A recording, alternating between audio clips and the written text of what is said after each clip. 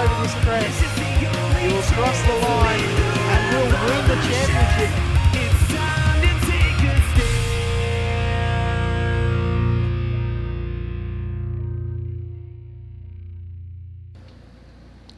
Hello and welcome race fans to another episode of V8 Supercars Americas. I am Cancraft. JD Smith will be with us here in just a second. He's starting off the day with a little bit of computer issues again. We're going to hope that he gets that fixed up. I have, on the other hand, got my issues worked out, I'm hoping. I know that I do have overlays this week, which will be nice, and got things working a little bit better, so hopefully that will start us off on a good foot this week. Let's talk about the points coming into the race today, here round 5 at Francorchamps. 25 laps. We got Matt Morris leading the way in the points championship. Marlon McMullen in second. PJ Stergios is in third. Ethan Grigg-Gault in fourth in the championship. Michael Cracknell in fifth. Jeremiah Morton in sixth. Fawzan Elnabi in seventh. Tony Kloosterman's in 8th, Nigel Marneef in 9th, and Rory Windrum rounds out the top 10 in the championship running. The guys are in the server now, getting ready to do some qualifying. I'm sure everybody knows by now that qualifying has changed this season. Each driver will run 2 laps. They have the track to themselves while they run the 2 laps. They have, I think, 7 minutes or so to get it done. And, yeah, so everybody gets a private qualifying session, which is kind of nice. But it is done here in this one session. Seasons ago, they had all week to qualify. And then, of course, the last couple seasons, they qualified in the same server that they raced in. And that is still the way that it is now. In the same server that they race in, they will qualify. The grid will be set based on that qualifying result. And from there, we go racing.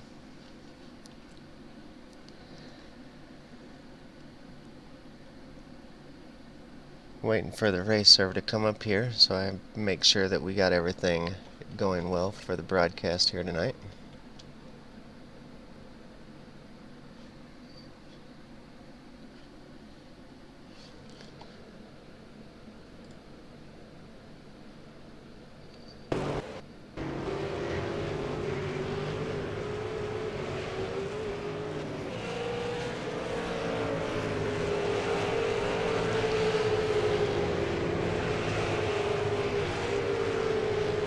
Like I said, JD will be with us here in just a little bit, hopefully.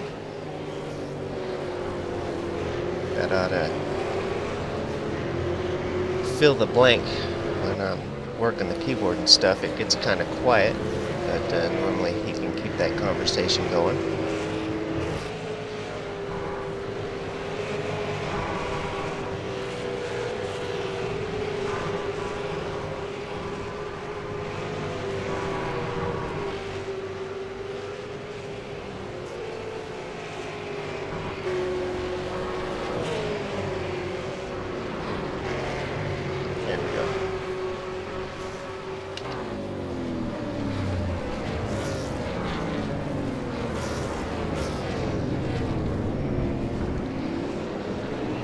Alright, it looks like I got everything working now. Sorry about that little delay. Let's take a look at how things are running now. We've got, looks like Ethan Grigg-Gault on the pole.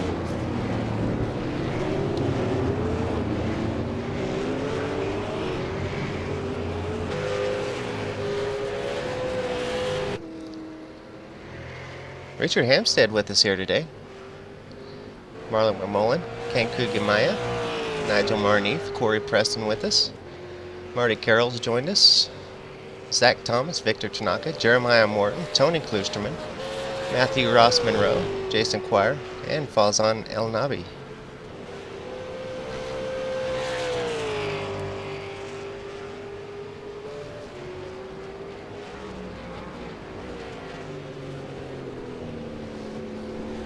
Aha. There's JD. How's it going, buddy? Well, we are in qualifying, waiting for some drivers to get a lap in. I'm not showing, for some reason I'm not showing anyone on pole yet. Not showing any live timing, so I have to reset this again, see if we can get something to pop up here.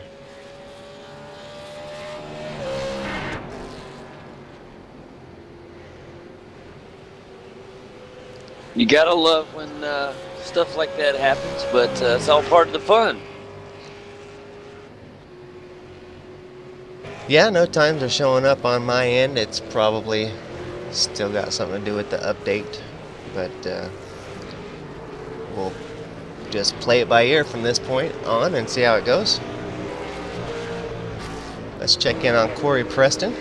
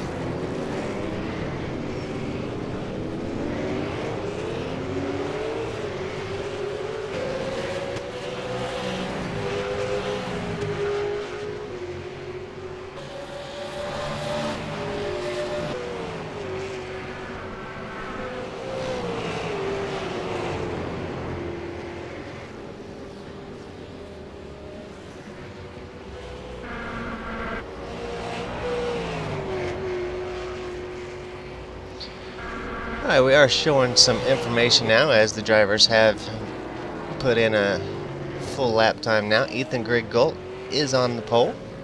Corey Preston's moved his way up into that second spot. Kane Kugimaya in third. Marlon McMullen in fourth. Tony Kloosterman in fifth. Oh, we got some changes here as Richard Hampstead has jumped up into the fourth position. That's going to knock Marlon down into fifth. Tony down into sixth. Matthew Ross Monroe down into seventh. Nigel Marneef in eighth. Marty Carroll in ninth. And Jason Quire rounds out the top 10 so far.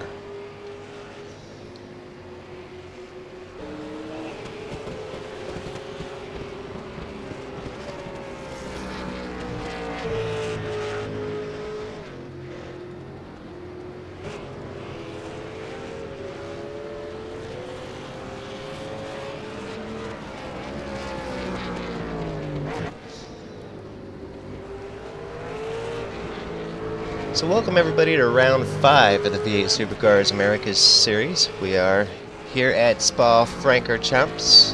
This is a 25 lap race. This is an amazing track. Drivers seem to really like this one quite well.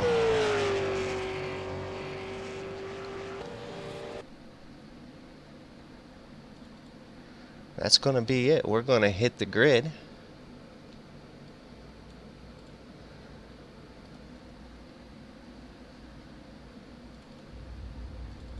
As the drivers are gridding up, I'm going to run through the starting grid here. We got Ethan Grigg-Gault on the pole. Corey Preston will be rolling off from second spot. Kane Kugimaya will be taking off from that third position. Richard Hampstead, he's in fourth. Marlon McMullen in fifth. Tony Kloosterman will be taking off from that sixth spot. Matthew Ross Monroe in seventh. Nigel Marneef in eighth. Marty Carroll in ninth. Jason Quire in 10th. Jeremiah Morton will be going from 11th, Zach Thomas in 12th, Victor Tanaka in 13th, and Fawzan Elnabi will be taking off from that last position. Wondering if it don't look like Fawzan must not have got a qualifying lap turned in there.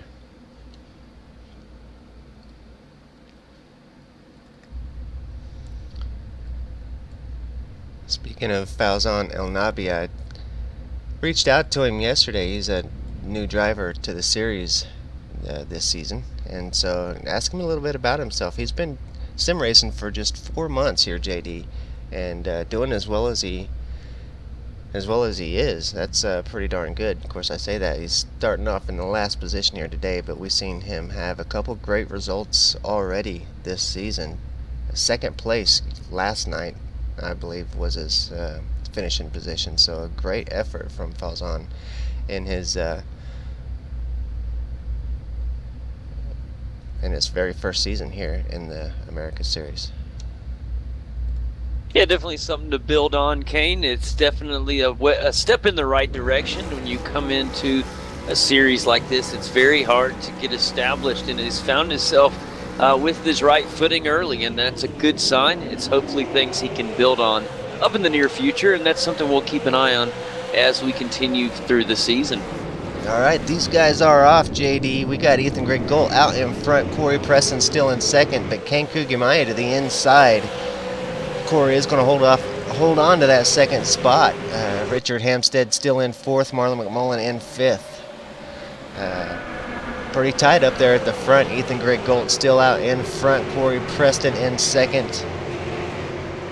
Kane Kugemaya still in third. They've got kind of single file here. Marlon McMullen has got around Richard Hampstead, looks like, or at least side by side with Richard Hampstead. Yes, Marlon has taken over that position there. Richard is not wanting to let him go, though. He is going to be right there with him. That's going to be a great battle for this opening lap. Check back just a little bit further. A little bit of contact. Looks like maybe Jason Quire, Nigel Marneef with some contact.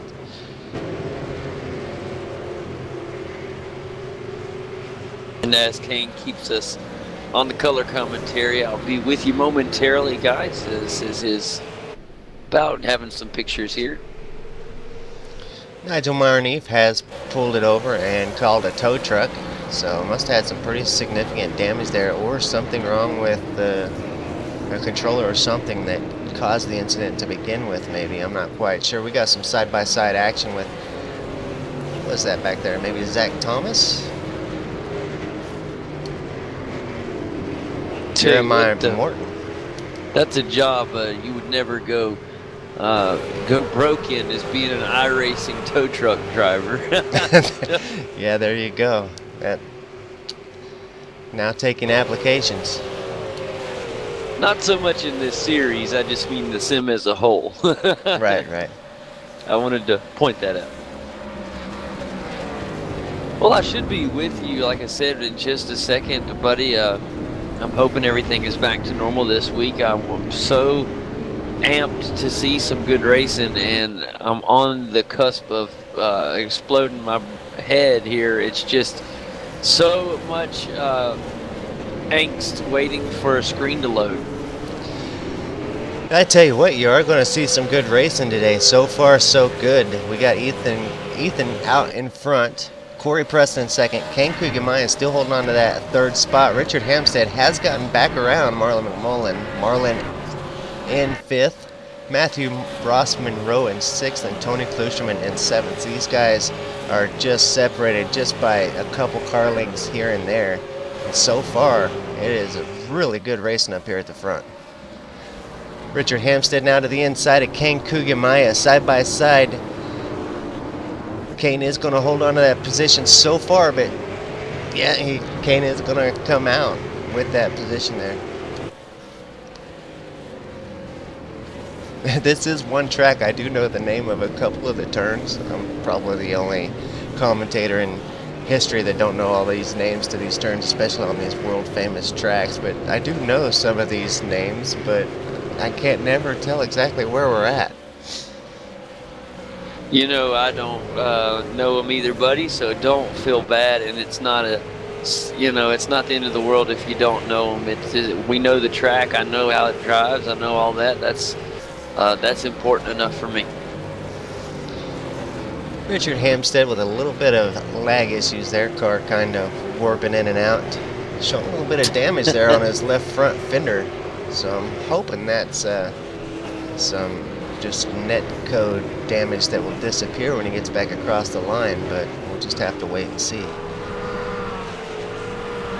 All right, guys, I am proud to say I am here in the broadcast now officially, as I have some moving pictures, and they are not still photos. So we're back in action this week, and right now the field is getting nice and in a groove here. Guys trying to find some early race rhythm. 25 lapper here at one of my favorite tracks, and right now everybody chasing that #1 sim pit Commodore. Ethan Grigg-Gault, the defending champ, has a good little bit of competition coming up in the mirror.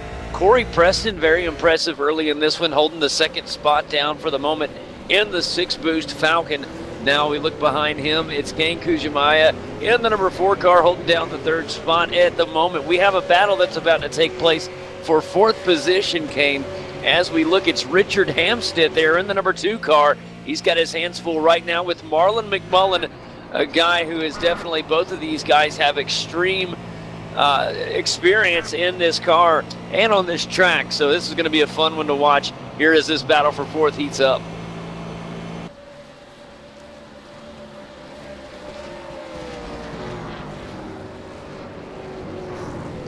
Absolutely, the close battle there for 4th, but we got battles throughout the field. Victor Tanaka back in 11th. He's putting the pressure on Jeremiah Morton up in front of him in 10th.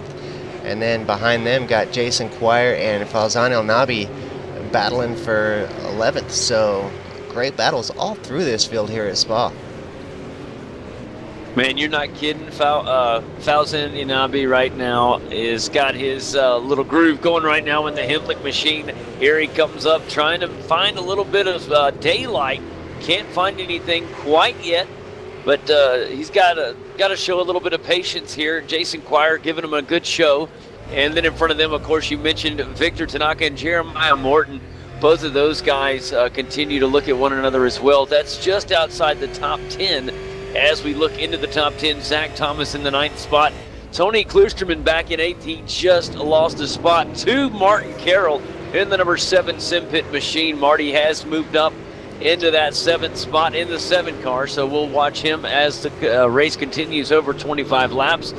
Looking up into the 6th spot, it's Matthew Ross Monroe. He currently rides alone, but he has his sights set on that 5th spot. That is Marlon McMullen. Marlon was up with the other racer just a moment ago, and now he is falling back just a little bit, buddy. Yeah, Richard Hampstead now to the inside of Ken Kugimaya. Hard on the brakes there. Even a little bit of smoke, just a touch of contact, but Richard does get that pass made, and Ken Kugimaya now under pressure from Marlon McMullen. Man, good side-by-side racing right now as Richard Hampstead going up to the side. Right here is another bumper-to-bumper action. Marlon McMullen trying to make things happen. And this is a fun one right here. This battle for 4th continuing to entertain those in the grandstands and at home. Wow, it's going to continue. And down at the bottom of the hill, we're going to take all that speed over the crest of this hill. And these guys running flat out right now, trying to make things happen early in this one.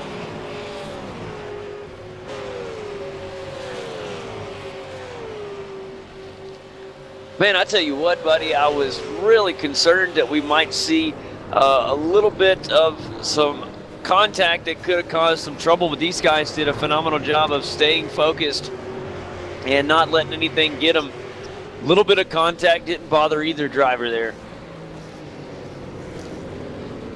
Yeah, I kind of thought the same thing. A little bit of contact get these drivers flustered and really start making mistakes and stuff like that. But these guys, definitely veterans here in the V8 Supercars, and it takes a lot to get these guys flustered. Now, that's probably a little different than upset. I could imagine maybe, you know, saying maybe a harsh word or two, maybe even over the comms, but they stick with it, and these guys can really keep their composure on the track.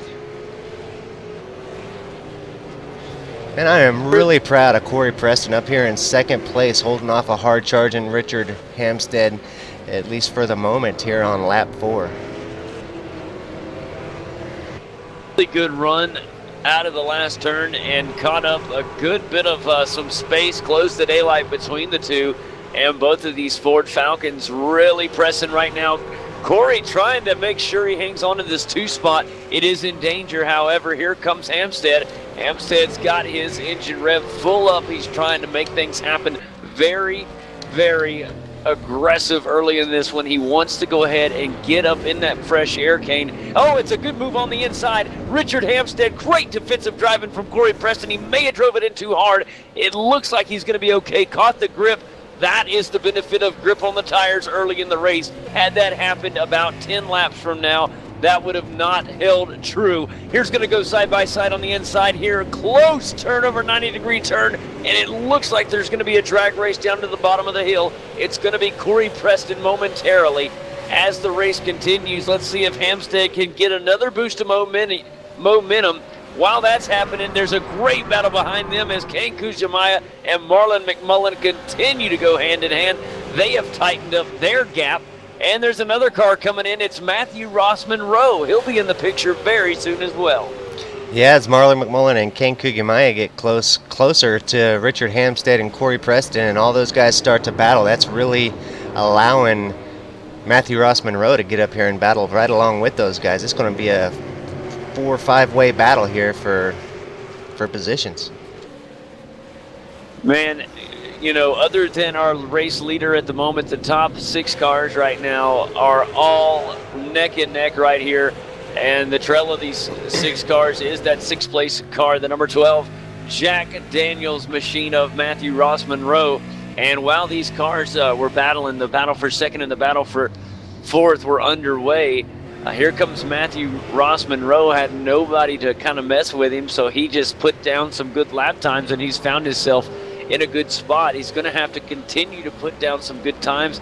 If not, I'm afraid they're going to start to inch away from him if he's not careful. Some of the racing has calmed down up in the top pack. However, as soon as I say that, here comes Richard Hampstead as he's right back on Preston. And there's going to continue. It's only lap 5, guys, of 25. Lots of racing left here. And we're going to keep you guys posted all race long. Don't go anywhere. Hang tight with us. On board now with Richard Hampstead as he's doing his very best to catch Corey Preston, who's been doing one heck of a job staying out in front of Richard. Richard, it seems like he might have a little bit of pace on Corey there, but Corey doing a great job. Oh, he tried the inside, it didn't work, and we're going to go side by side with another car. Almost had an opportunity. Kane Kujamaya coming up into the picture, and we could go 3 wide here on the front stretch at Circuit Spa Francorchamps. And let me get a little Belgian accent here. Oh, it's contact on the 6-boost machine. Such a tough break for Preston. He's going to spin again, Kane. He tried to keep the wheels rolling, and it may have hurt even more. Unfortunate for Corey Preston. That is a heartbreaker. However, the car does not seem to have damage, but the damage is done with the time lost on the track. What a race he had going. Let him hopefully can calm down, get back in line, and hopefully try to make up some spots. There's plenty of racing left, but I know that hurts. He had such a good race going. Yeah, that was one of those situations that you hear veteran drivers talk about all the time, where they say, you know, sometimes it's best just to give a driver a little bit of room and just let him go, because sometimes it's better just to lose one position rather than to lose a lot or to even lose your race. And in that position, he's kind of crowding Richard down to the inside, and although Corey was maintaining the line he was driving the entire time, he was driving a straight line. Yeah, nice job from Corey there, going to the inside, getting one of those positions back. Although he was driving the same line, Richard to the inside there didn't have much room. The cars kind of made some contact there, and that was kind of disastrous for Corey Preston. Yeah, that was Corey Preston getting around the number 8 Starbucks Commodore of Zach Thomas there in the number 8 machine, and a good job by Zach Thomas to make sure there was no contact at all. He did a good job getting out of the way. He drove it in a little sharp anyways, and that allowed an easy pass for the 6-boost machine. I tell you what, buddy, it's going to be fun to watch Corey. I know we say this all the time. He falls back and little incidents happen, but it is fun to watch him climb back because he obviously has tremendous pace here. at Spa this week. He was able to hold that second spot down quite nicely with a really hard press in Richard Hampstead.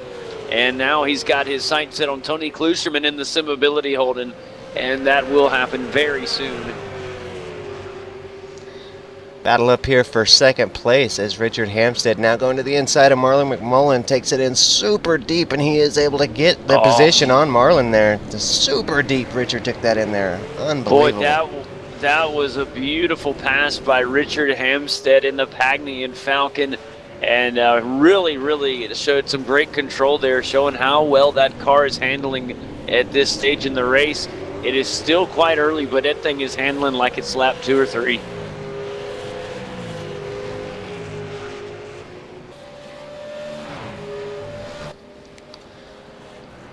What amazes me about Spa, Kane, is the amount of speed the guys are able to carry around the track. Really a fast track. I love Spa. So many legendary races throughout history here, and it's just a true Belgian jewel, man. I love it.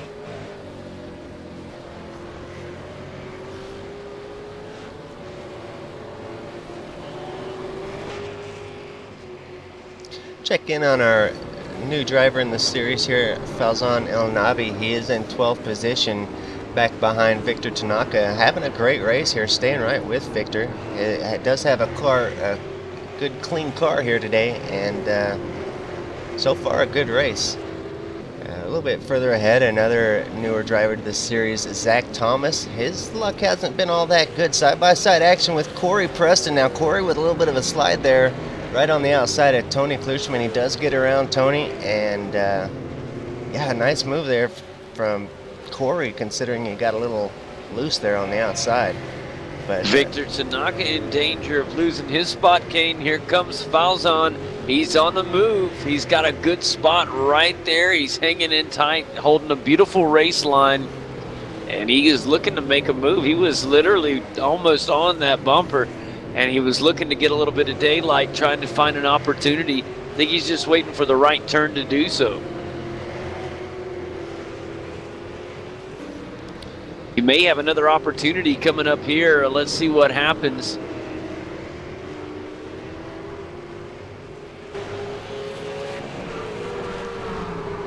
"4 months Fawzan's been driving this sim here at iRacing, so that's pretty darn good to be competing with these guys after such just a short time in the sim. It makes me wonder if he has any real-world race experience. A lot of times the guys that have some of the real-world race experience do well when they get on the sim, but I'm not sure. He doesn't have any real-world racing experience. He has loved V8 Supercars ever since he was a little boy, but he hasn't driven any real cars. Just started sim racing 4 months ago. He's looking forward to joining up and driving in the Scops this year. V8 Supercars Online Premier Series that will be starting here in just about less than 2 months now. That is quite impressive, and it's going to be fun to watch him when he gets over to the Premier Series. Let's do a rundown from the top, since we've been kind of talking about the other guys for quite a while. We got Ethan Grigg-Gault with 9 seconds out ahead of Ken Kugemaya in second, JD. Yeah, that's a good job by Ethan Grigg-Gault up there, holding the lead down quite nicely at this point in the race. And then back in second, Kane, remember after that incident. Yeah, that incident with Richard Hampstead and Corey Preston, Ken Kugemaya inherited that second spot, and he's done a great job keeping it now. He's pulled away from Richard Hampstead. He pulled away at one point 2.5 seconds. Richard has reeled him in now to just that 1 second mark. Yeah, very tight battle between those two. It's been fun to watch ever since that unfortunate fallback from Corey Preston. Things, got a little shaky for him, but Richard Hampstead has tremendous speed, and he's been able to hold it really nice.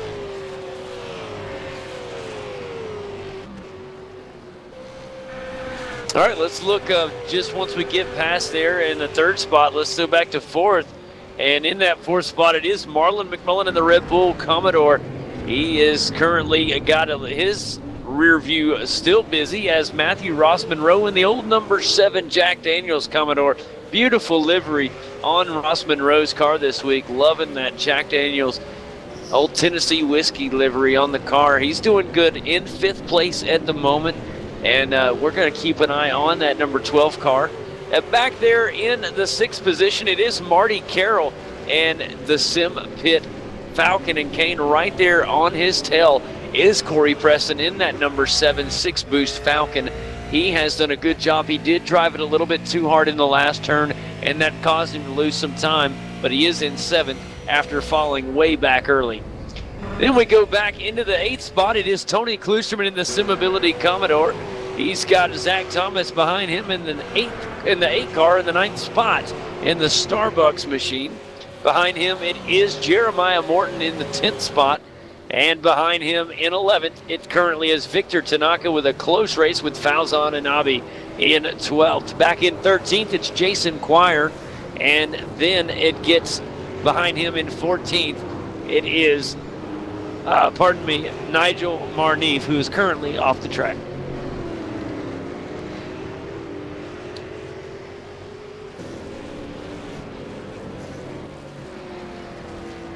Hey, Ken Kugimaya now pulling away from Richard Hamstead a little bit more. Now a 1.4 second gap between Kane Kugimaya and Richard Hamstead. So Kane definitely with some pace here today, especially to be able to pull away from Richard Hamstead like that. Of course, Richard with a little bit of damage there. But great job so far from Kane Kugimaya. Impressive up there, able to hold that 2 spot down really nice. He's got a lot of work to catch the leader, but it could happen.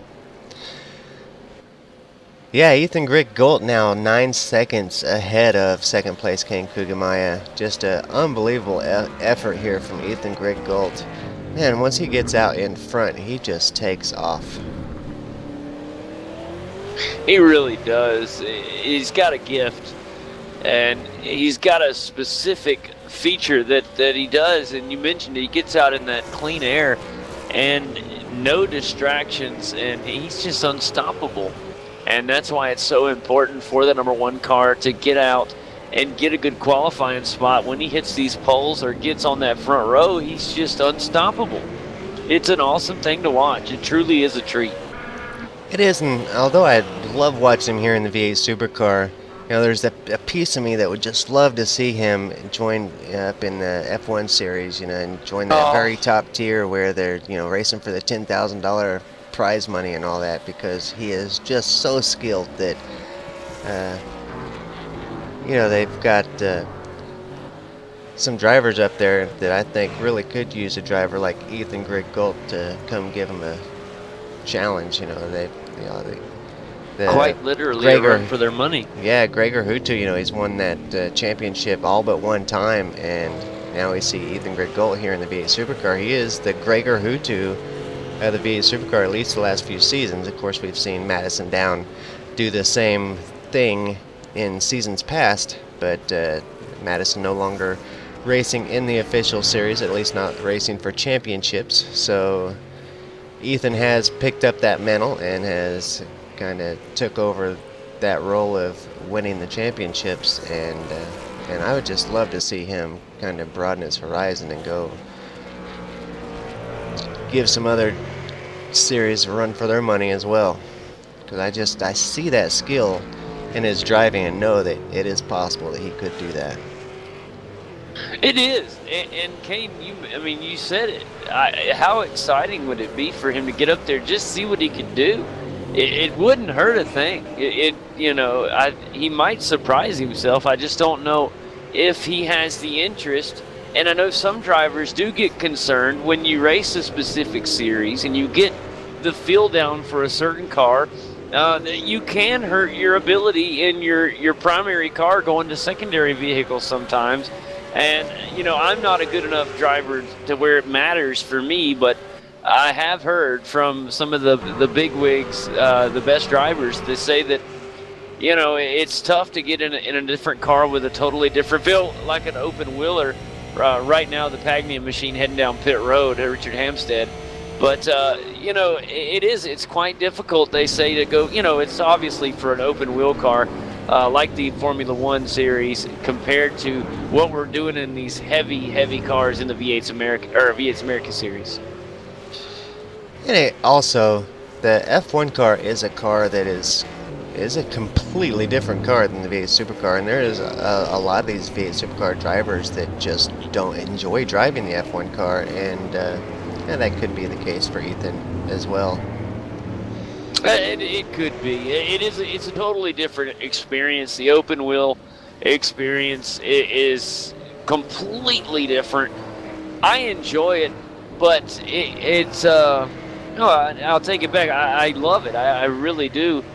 But there's just something special about, I guess it's the NASCAR fan in me that loves these V8s. I love heavy stock car-like cars just banging around the track, raw power. We're not focused on aerodynamics too much, and it's just all about horsepower and fun, and I don't know, I guess it's just the American in me.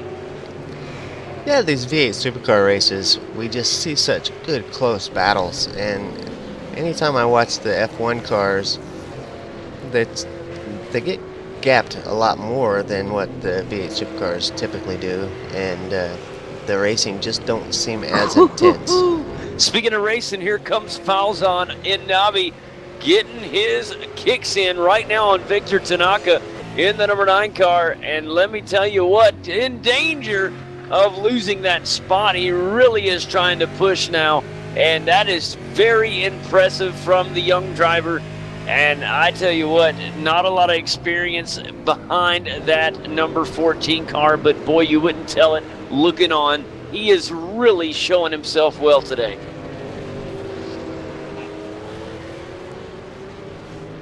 He is showing that he has got racecraft. He's running bumper to bumper, keeping it clean, and he's focused on just having a good, clean race.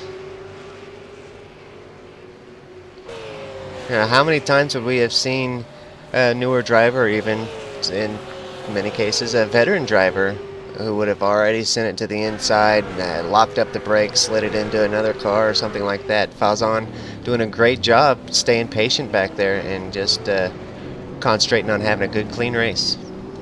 Marty Carroll is headed down pit road right now. He is making his stop here on lap number 12, might as well say lap 13 of 25. So right now the number 7 car, also Tony Kloosterman, headed down pit road. Some big cars in the pits right now. Marlon McMullen in the Red Bull Commodore. Also Kane Kujimaya in the number 2 stall as well. And it's going to be a big race off pit road. It is a crowded pit road as Fawzan Elnabi comes down as well. And off is Kane Kujimaya in the number 4 car. Behind him is, oh, look at this side by side. It's going to be fun. He's going to come out in front of Richard Hampstead. And that is a beautiful job right there from Kane Kujimaya. Makes it out about a car length and a half in front of Richard Hampstead. Well, it's actually... And here comes Hampstead. He's pushing hard up the hill. That one actually was the beautiful job by Hampstead, as Hampstead was behind 2 seconds going into the pits and has gained all that time on Kane coming out of the pits, and now is in position to take over that, what is effectively the second position. Oh, it is a... Well, it was a beautiful job for Kujimaya to get out back in front is what I was saying there, buddy. But you're absolutely right. What a push it has been from Richard Hampstead. He wants this 2 spot back, and he held it early for a little bit after the fallback, and he's pushing. He's giving it everything she's got right now. I think as we get a little bit closer to the V8 Supercars Online Premier Series start dates, I think we'll see a lot more of these veteran drivers start joining the official series just to get some time behind the wheel, because after taking a break like that, you've really got to get that time behind the wheel to get reacquainted with the car and the updates and new tire models and things like that that have had some changes since they were last in the car. Especially if you're going to remain competitive. These guys know as much as anybody, but some of the viewers may not know the time that it takes to maintain pace that these guys are running, it takes a lot of seat time. And when you take that break, and I mean, you see it like last week, Kane, with our broadcast, little things happen with each little update, and we have to make adjustments for those updates. Well, the drivers have to do the same thing. Once those updates come in and they make these minor changes to the car, it may look small on paper, but when you get behind the wheel, it changes everything. A lot of these drivers drive off of a lot of muscle memory, and it's the feel of the car. They get in this rhythm, and it throws everything off, and that is something that they really have to adjust for, and it takes a lot of time. It's just nothing but seat time. I've had several great teachers that have told me when I get frustrated that just got to log those laps. It's practice. You have to continue to learn the car, feel the car, and get better and better by just getting experience. That's why I'm so amazed when I see a driver that can come in here like Fawzan and really show off.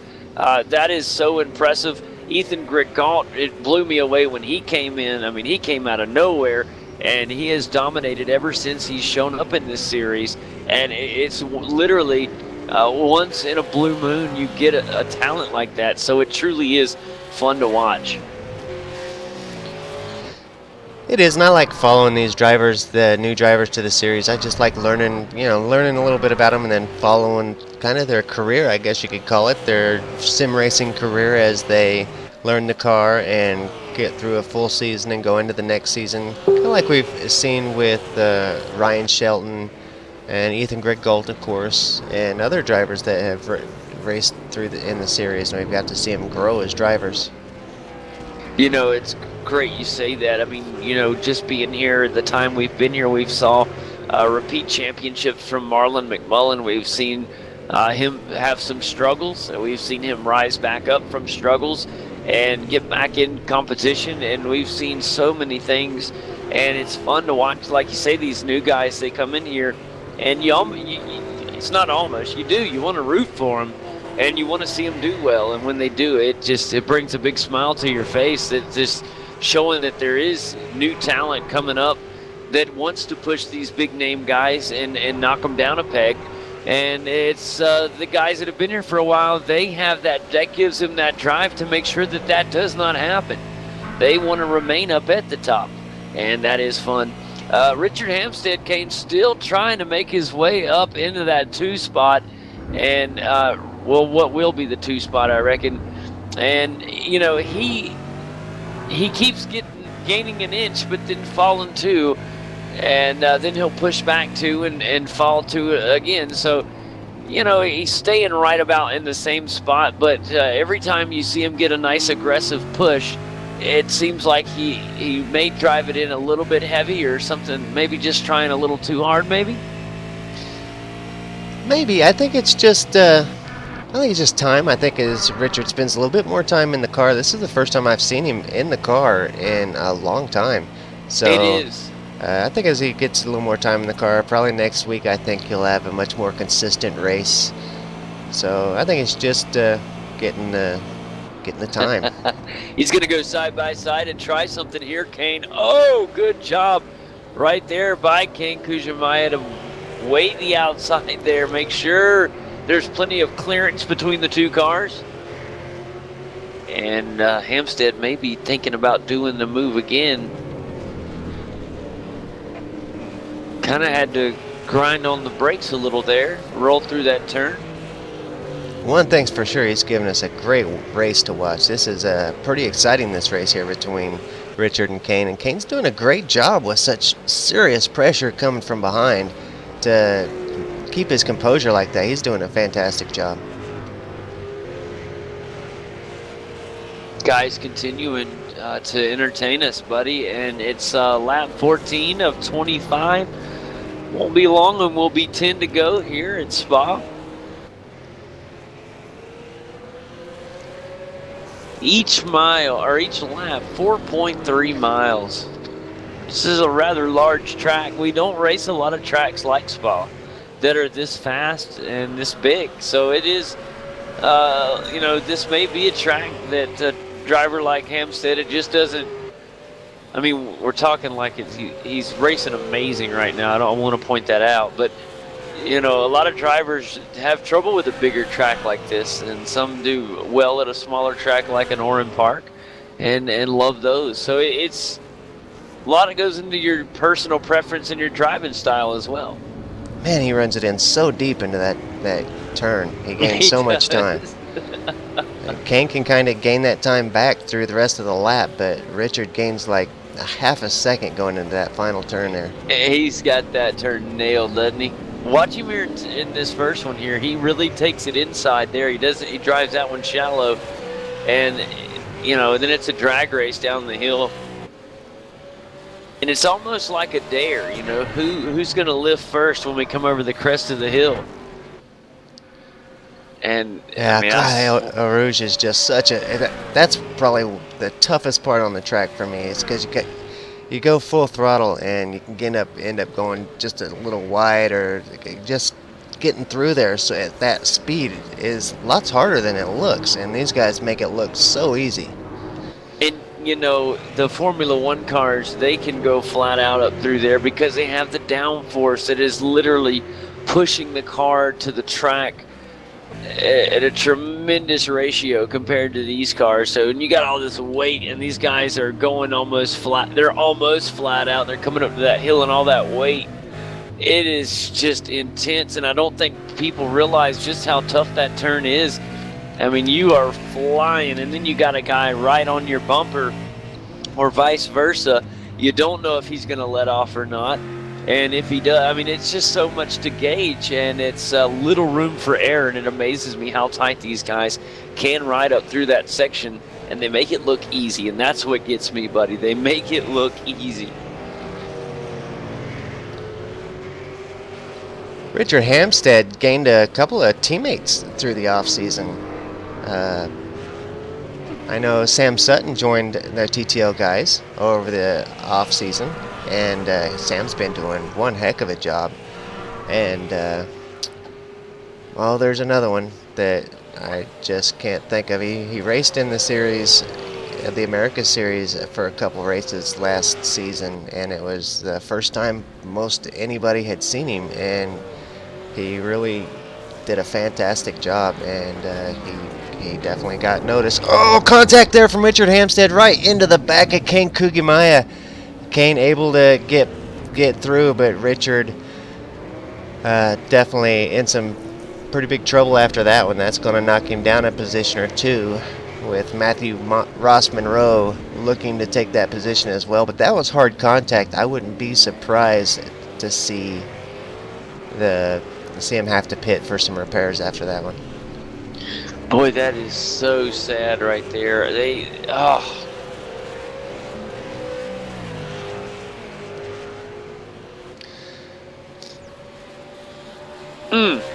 Had nowhere to go, and he got on the brakes. When you're going that speed and you hit the brakes that hard, it's going to lock up. There's no choice.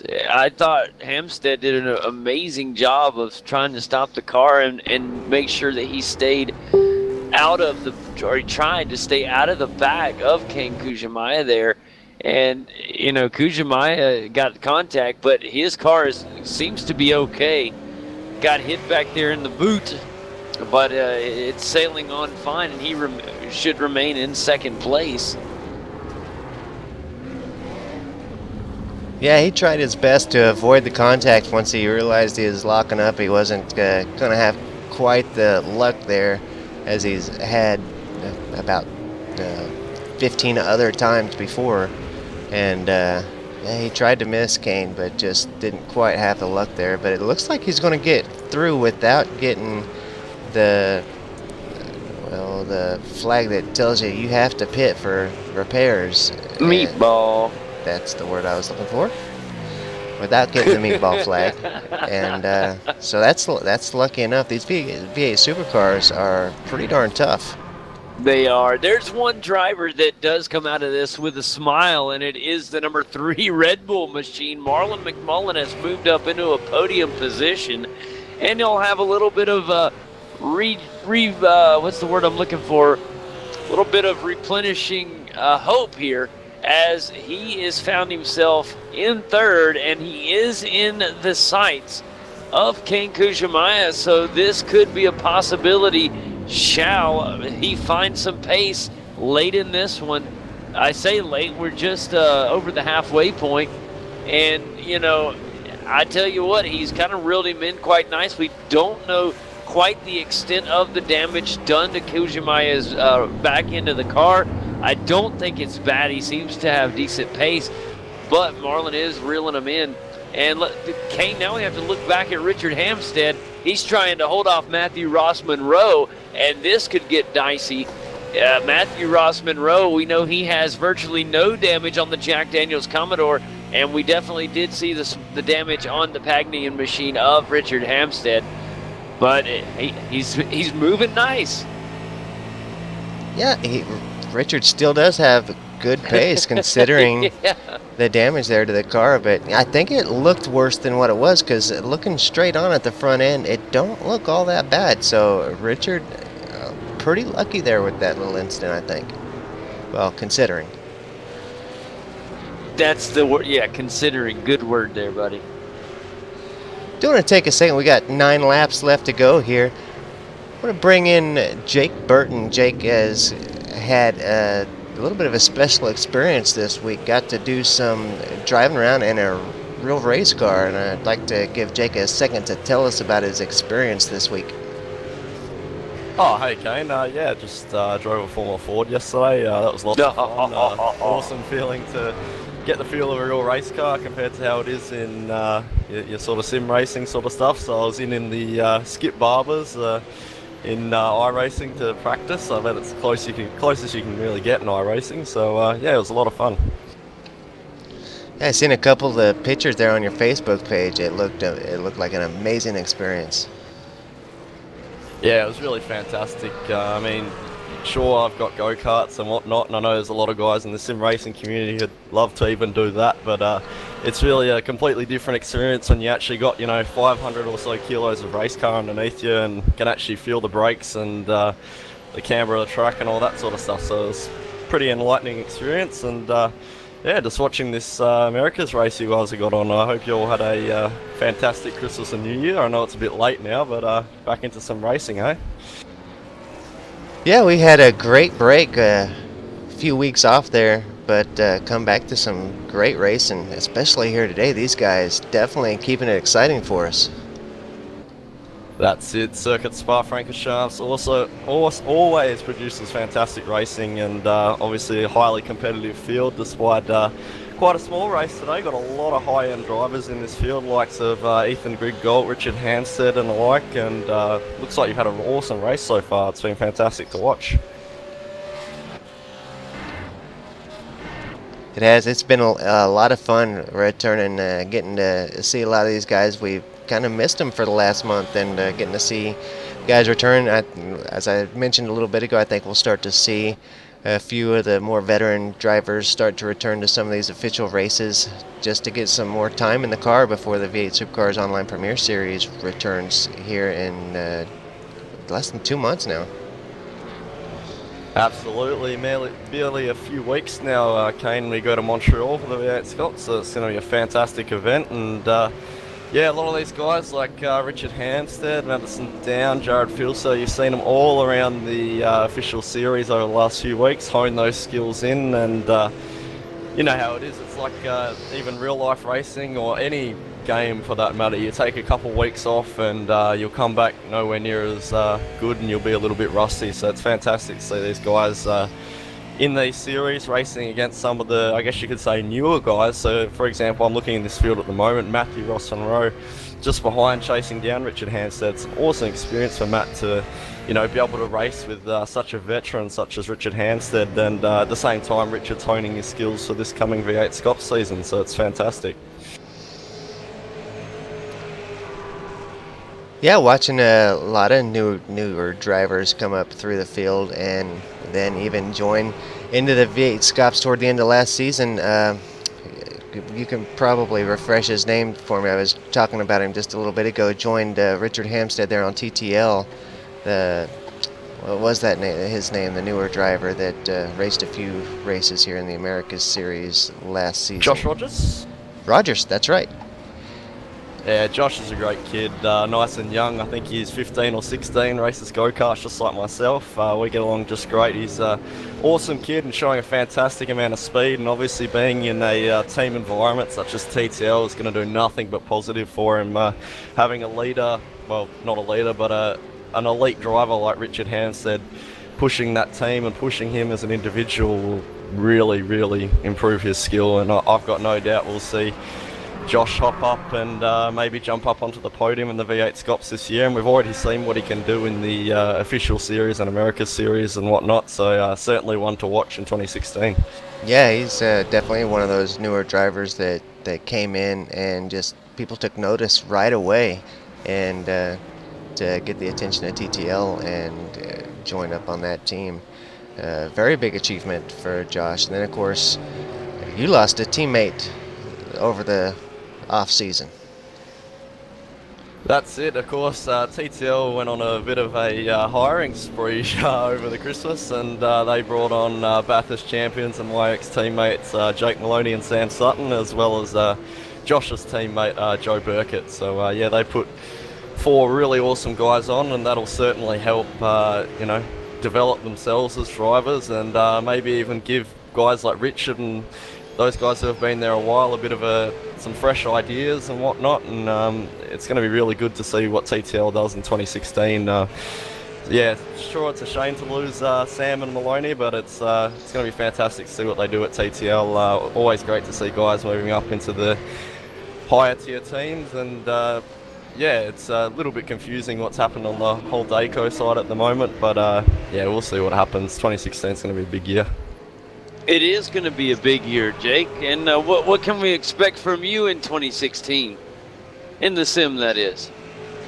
Well, in 2015, Dayco Motorsports and I went on to take the championship in the Australian Endurance Championship run by JFF Racing, and we were really happy with that. We won the Class A championship in the HVD, and I've committed myself to racing with the same guys again in 2016 for Dayco Motorsports, but at this stage I don't think I'll be driving for Dayco in 2016. I'm currently registered for V8 Scops on the forum under a team called TBA. So yeah, I'm still trying to figure that out. Just gonna see what we're doing and try and find a home to race hard and fast this year. TBA, to be announced, huh? That's it. Unfortunately, although it's to be announced, it's still to be found out by me. So that's right. The announcement will still be a couple of weeks, I'm sure. But yeah, definitely going to be really interesting to see what happens this year. Kane, you remember the big days of the broadcast when we used to get big reveals on our show? Yeah. I'm just messing with you, Jake, man. Oh, we wish you the best of luck, pal.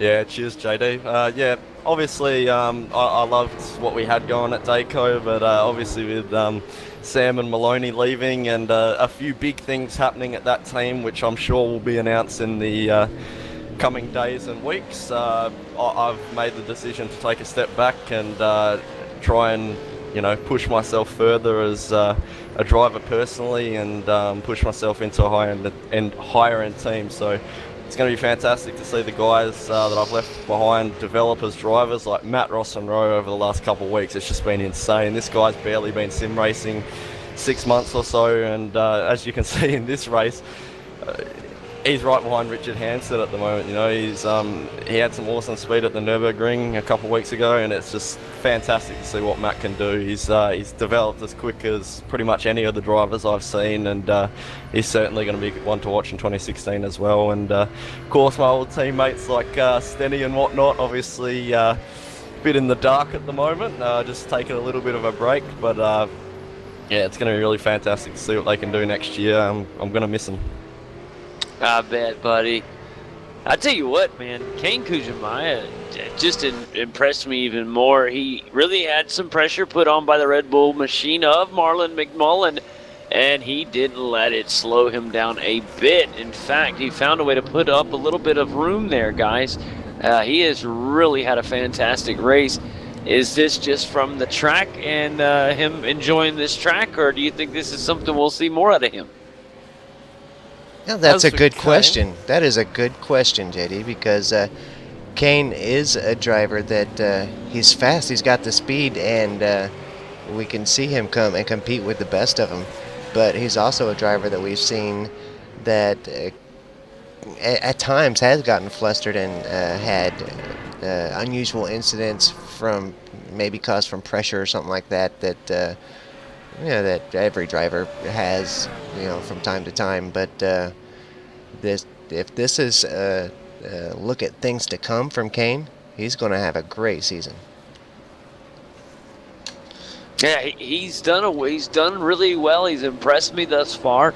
It's just a matter of what the near future holds for this driver, and we can only hope for the best from him. Here comes another push from McMullen. He's got his sights set on him again. Really has to get on the brakes there as he came right up on the tail end of the 4-car.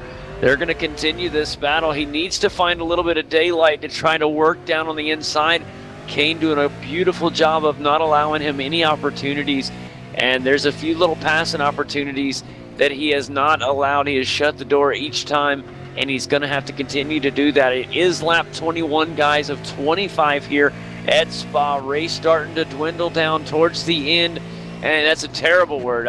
It's not dwindling. It is doing the exact opposite. The race is starting to heat up. Guys starting to feel the time expire. They want to get up there, get the best spot they can, get the maximum points they can for the race tonight. And that's what it's all about. Really enjoying the battle for 2 spot, though. Yeah, right now this battle for second is the hottest battle on the track. Richard Hampstead has pulled away quite a bit there from Matthew Ross Monroe.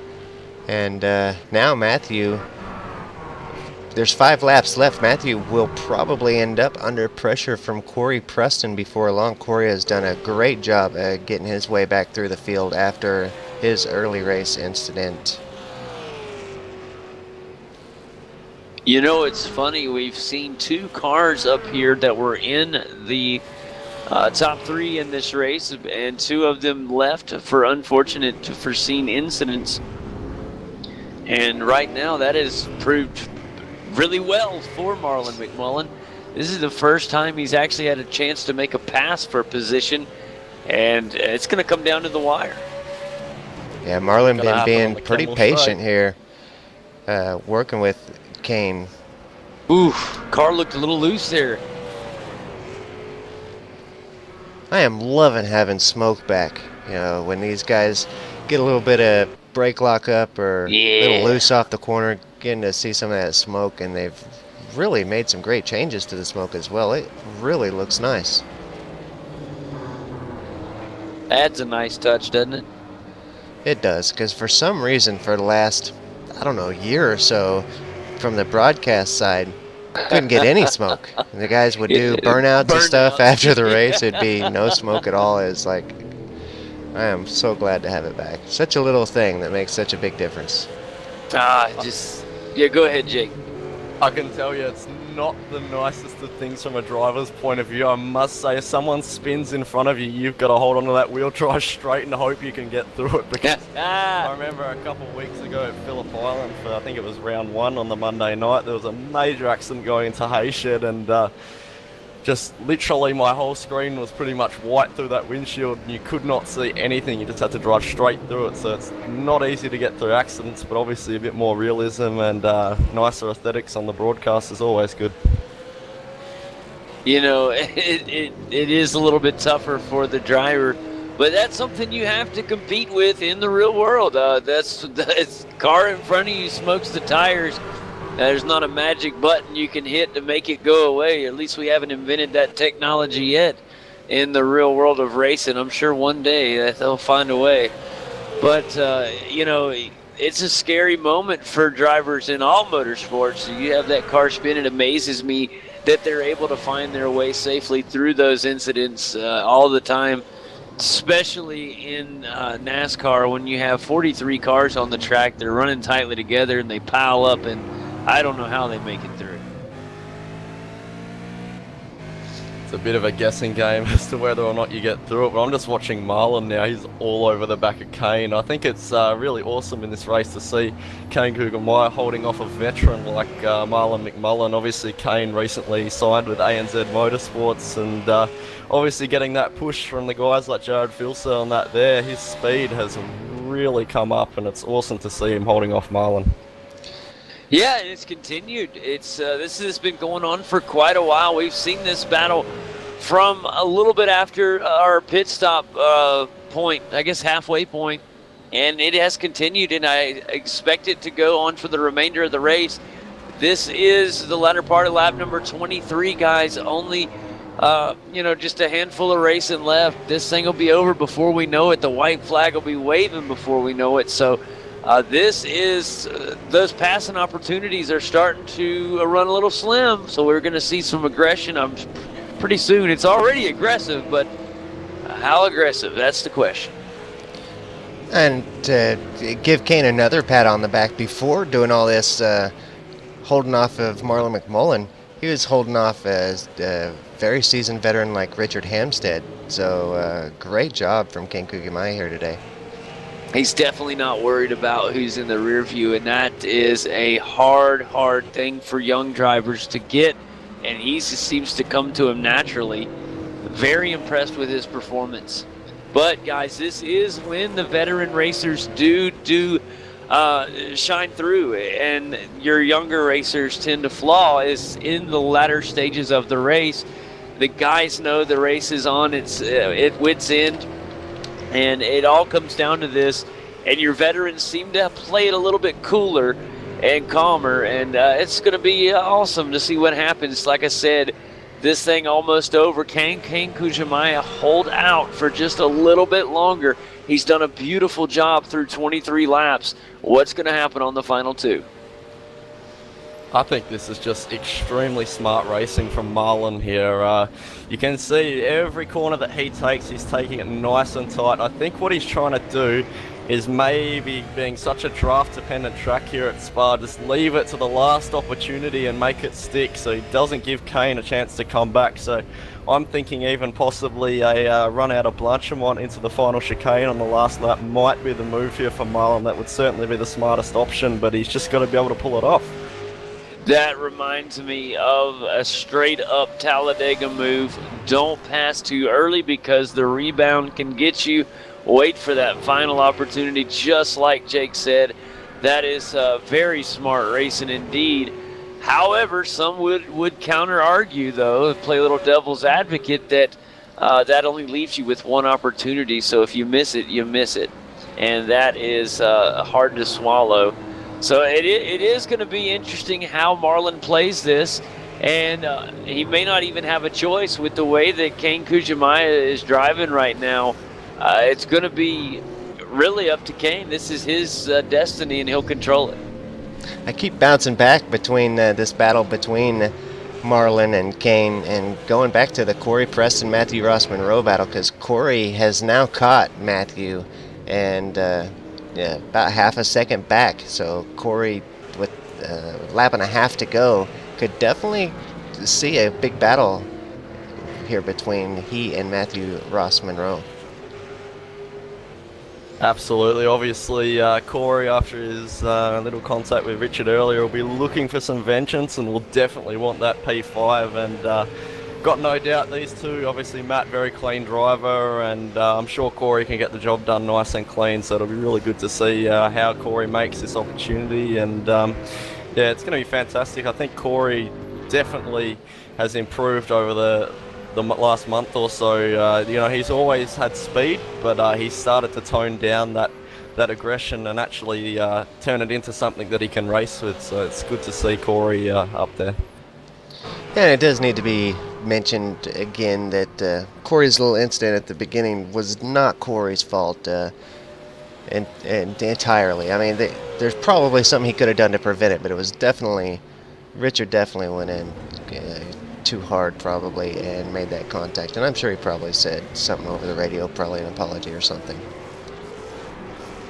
Unfortunately, as we've seen, Matt just goes wide at the last chicane there. I've just seen, and Corey's going to get a run on the left-hand side, coming out to the La Source hairpin. Tiny bit of contact, but I think Corey doesn't quite have the overlap, and Matt's going to have the inside lane. But as they go up to Eau Rouge, you could see Corey much deeper under brakes. Matt's going to have the inside line. Guys, this is it. The white flag has waved. And right now, Ken Kujamaya doing everything he can to hold off the Red Bull Commodore. And this is what we were talking about. It is the final lap. When is that last opportunity? Interesting choice right here from Kujamaya. He dives down and makes sure that McMullen doesn't get an inside line on him. That was a very interesting tactic, and it paid off right now. Thus far, you see right now is McMullen playing mind games, dipping down to the inside really early, hoping that maybe he can get Kane to duck down there and then maybe possibly try to pull one on the outside. They are definitely playing a game of cat and mouse on the final lap here at Spa. And we got the exact same battle going on, just a few spots back between Corey Preston and Matthew Ross Monroe. The battle's looking the exact same right now. So flipping back between both these guys, both these battles have heated up to about as good as they can be. Side by side now with Corey Preston and Matthew Ross Monroe. Corey is going to get that job done. Well done by Corey there. That's fantastic. Matt obviously didn't quite have the speed of Corey, so Matt probably won't be able to bring it back. But Marlon, this is his last chance as they're coming down this straight. He's going to have to all depend on that run through the Blanchimont left-hand sweeper into this final chicane now. All right, guys, this is it. It's that final run. Got the left hand here, and it's going to come down to this chicane. What's going to happen? Marlon knows this is it. It's going to be interesting. All guys running. He's going to try to push something crazy and try to get on the inside here. It does not happen. He gets a little bit of a run, but I don't know if it's going to be enough. It's a drag race down. Second place will go to Kane Kujamaya. And what a run there from Marlon McMullen trying to do things. Inside of Corey Preston. Sorry to cut you off, JD. Matt centered on Corey Preston into the final chicane. Nearly pulled it off. Like to pulled it off indeed, and we forgot to announce our race winner who owned this race. He's doing a little victory dance. That is Ethan Grigg-Gault, guys. Take Spa, and a victory well-deserved from him. Just hard to get the camera time and action solo. I think I may have just seen something heartbreaking here, JD. Matt Ross Monroe, as he came in sideways to that final chicane, looks like he's just spun the car and has immediately disappeared right after. So I'm going to guess he's gone over his incident limit on the last corner of the last lap of this race. No way. Let's he's been disqualified. That's disappointing. Yeah, that is correct. I was going to take another look, but that is correct. That is unfortunate. Wow. Oh, that is terrible. Yeah, tough luck for Matthew Ross Monroe as he did. It looked like he hit the curb a little too hard and pulled the car on around. And once he got past that 60-degree angle or whatever it is that iRacing counts that as an incident, his car just immediately disappeared. So, yeah, tough break for Matthew Ross Monroe. What a great race he had throughout the day. And that's definitely going to cost him several positions there. With that being said, guys, let's do a little quick rundown real quick. Of course, your race winner, the number one car, Ethan Grigg-Gault. Beautiful job today. We didn't give him enough camera time as usual because he was owning the front of the race. But really, in truthful, once he gets out in that clean air, he's just unstoppable for the moment. I know someday soon somebody will get up there and really give him a big challenge.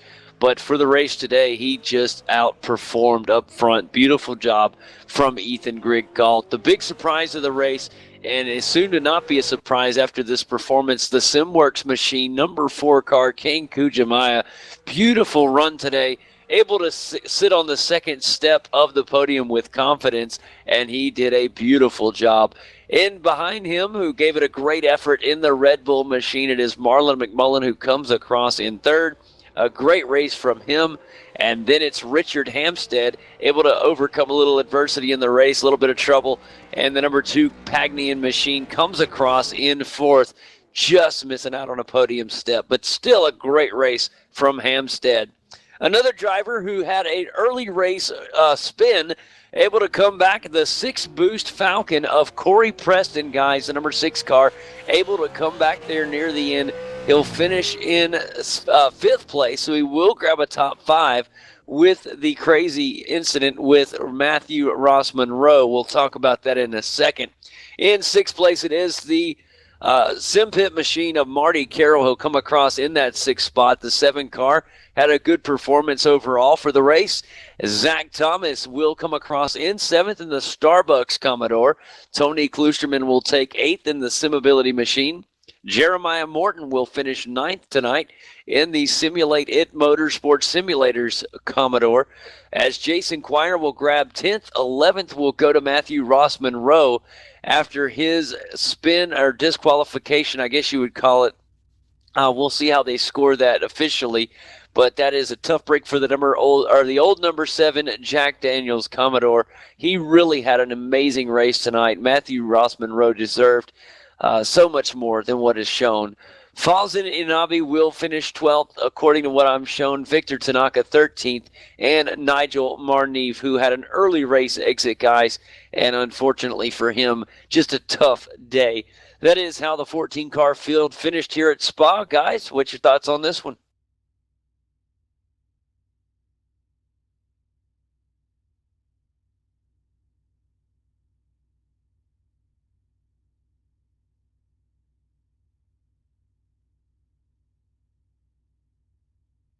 Oh, it's such a blast and just a privilege to get back in the booth, Kane, and chat with some working equipment. Last week I was embarrassed at the way that I was unable to view the race, and when your heart wants to watch a race and something's preventing it, especially when it's a technical issue, it'll drive you insane. And it's just so good to be back this week and back in the normal swing of things. I have missed being here with you, pal, and it's just good to be back. Yeah, I agree. It's been several weeks off, and even before that, there was just several weeks where things just didn't go quite right, and then of course we come back to some technical issues last week. We did get the broadcast done, which I was pretty happy about that, but without overlays and just some issues along the way. But to come back tonight and have everything fixed, working good, I did have to cut back on the bandwidth just a touch, just to make sure that we got through without any problems. I'll be able to crank it up a few hundred more for next week and hopefully get that image back to a good, perfect quality image that we had toward the end of last season. Oh man, it's been beautiful. You've done a remarkable job, and it just continues to improve. Well, that's the goal. It is. It's not an easy task. Those that I hope. I mean, surely everybody realizes just how difficult of a task it is. I really have to, give you credit where credit's due. We go back and look at the broadcast a while back, and where you have gotten it to visually is just outstanding. And, you mentioned having a few races off here and there. I hope you had a wonderful Christmas, buddy. And, we had an amazing one in New Year's and everything. But, man, I have missed racing. I just have missed it tremendously.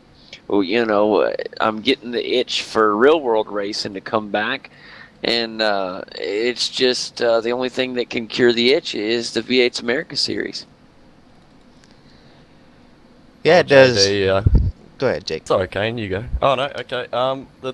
You got to remember, JD, you got 24 hours of Daytona 500, all coming in a couple of weeks, mate, so you don't have to wait much longer.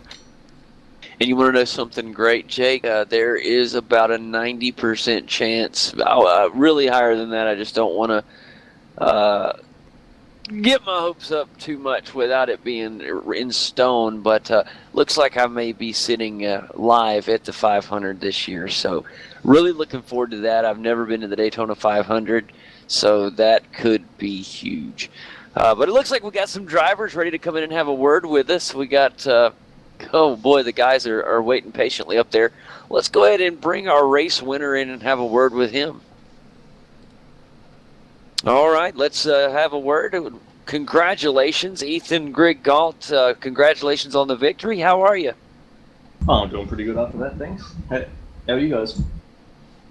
Doing good. It's so good to be back this week. Last week I had some issues, but let's talk about you and your run without any issues. What a beautiful run here at Spa. You made this track look way too easy, buddy. Yeah, a couple of days ago when I first started practicing, I wasn't actually all that comfortable here, and I was wondering why I couldn't pull the car up, and then I realised that I was using my braking markers from the Daytona prototype, which doesn't quite work. But yeah, all in all, just a controlled race on my part, I guess, and yeah, it's good to lead like that. Tell us a little bit about the start of the race. Oh, the start of the race, I just focus on getting a good start because that's been my weak suit in the past couple of weeks. I took it conservatively into turn one, and Corey flew up beside me, thinking, "Oh no, I've broken too early." But no, he kind of went off track, and then I got in front, just put my head down, put the lap times in, and yeah, just managed to start pulling away. Man, let me tell you what let's talk for just a quick second about a strong point. You said that's one of your weak points, and I want to know just how it is such a strong point. What is it that makes you so fast when you do get out up there in clean air? It's like you're unstoppable once you have that clean air. I think it's pretty much I just focus on my driving. That's about it. I don't have any other worries apart from getting through the corner the fastest I can. I usually find out what the fastest way through a corner is on pretty much any lap, and I try to do the exact same thing every lap. And just as the tyre wears out, you might have to do it a tad slower, and yeah, that's just how I do it, I guess. Well, just rinse and repeat.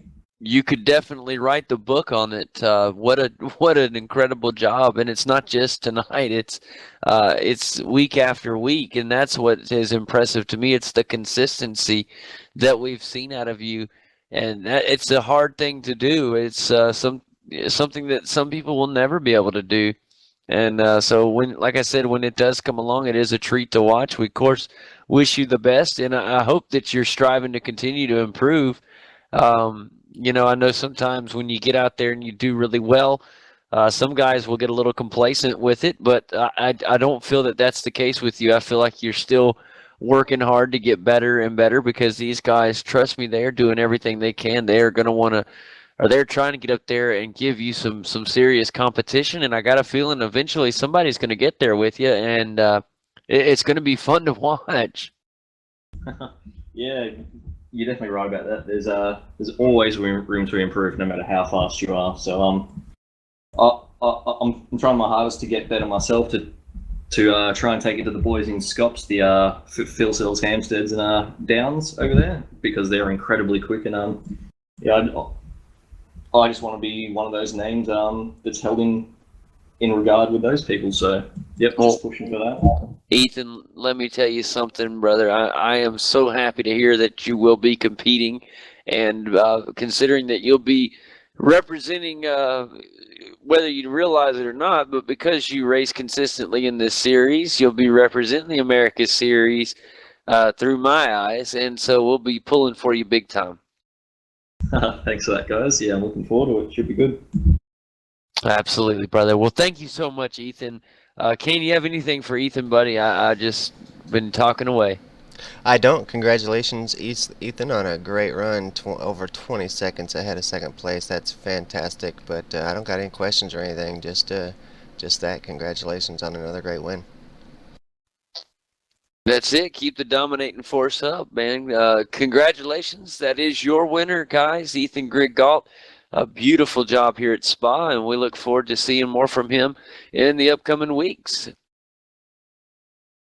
All right, beautiful job. Let's bring in our next driver, a guy who had an incredible race as well. Let's bring in Richard Hampstead.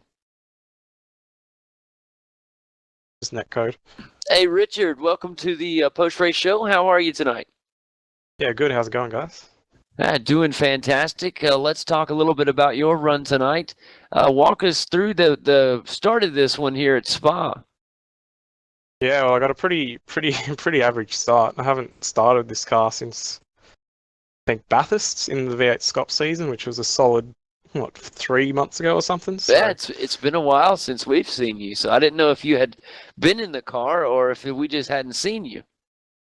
I took probably a solid month completely out of the car. Also, I've done a couple of practice sessions and stuff recently, trying to, get rid of some of the rust that builds up if you don't race for a while. So, I got a appalling start. Got swamped by Marlon. Tried to get him back pretty quick. Got past Kane, Kugamiya, but then they had a little bit of netcode incident which put me behind him again, and I was stuck behind for ages and ages, and then finally got past him. Then had a bit of an incident with Corey Preston, who I feel probably moved a little bit over on me heading down the main straight, and that sort of damaged my car a fair bit. And yeah, then tried to get the undercut on Kane, but just didn't work out. And eventually, Kane, I think he was fuel saving or something into this chicane. He was just braked really, really early, and I had to just brake way harder than I should have and lock the rears, and tried to take evasive action not to hit him, and unfortunately spun. So that was pretty frustrating. I can definitely feel that from you. We saw that incident, and I really thought you did a great job of getting on the brakes as hard as you did without it getting too out of hand. That could have been a lot worse than it was. I know that kind of came out of nowhere, but it could have been a lot worse. You did a great job of keeping it from becoming a huge disaster, and we're able to get a decent finish because of that.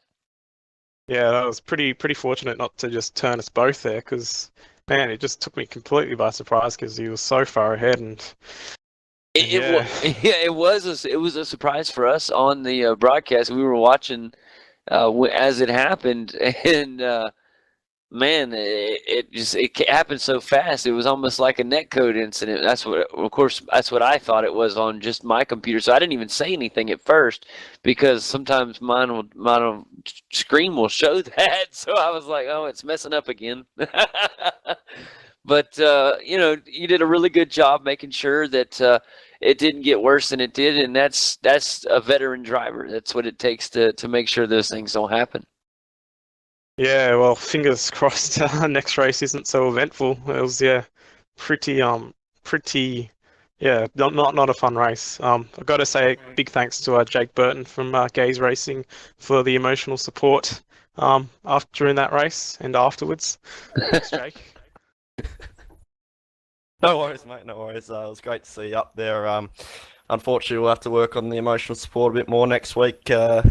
Maybe try and prevent some of those mistakes I saw in that race. But good job, mate. Good job. Cheers, mate. I tell you what, and it's good to have you back, Richard. It really is. I hope we see you next week. It's Bathurst, 33 laps, man. It's going to be a big week, middle of the season, and this was just your warm-up race, so you have to come back, man. Yeah, I'll definitely be poking around a bit more because after tonight's performance, I obviously need a bit more practice. So yeah, definitely you'll be seeing me around a bit more. I mean, that's good news, buddy. Well, thanks again as always. It's really good to hear from you. We wish you the best of luck, not only here in the Americas, but everywhere that you race. And we hope to talk to you again soon, pal. Yeah, cheers, guys. Good to see the broadcast back today. Oh, it is. It's not going anywhere, man. It's just us getting back in our rhythm. Awesome.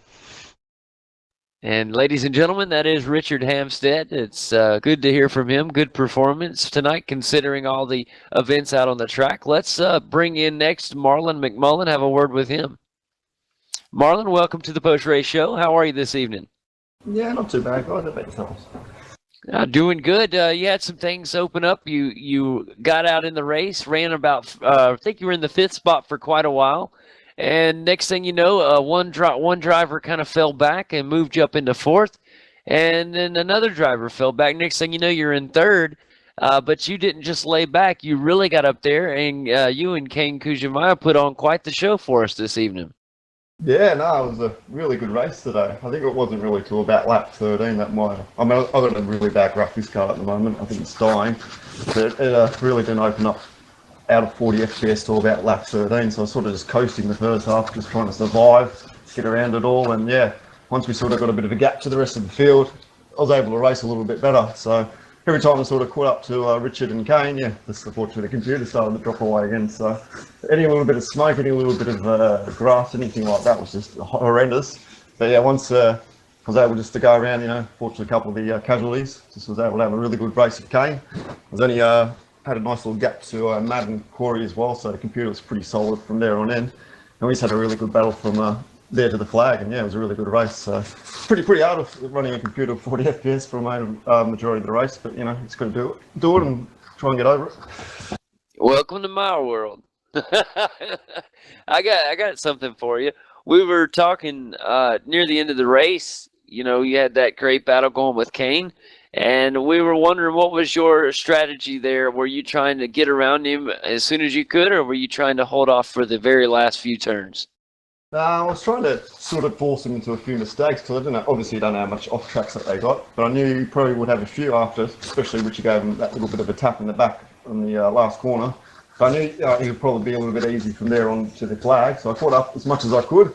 Tried to put a little bit of mind games on him by putting the car in this direction, putting it in another spot of the track. He did really, really well with the pressure, but every time I sort of caught back up to him, it was too hard to even launch a move. I don't know if it was too much thing today, but I tried to have a really good crisscross out of the last corner. Just got a little bit of wheel spin, but no, he did really well. So he did very well. You put pressure on him, and he answered the call.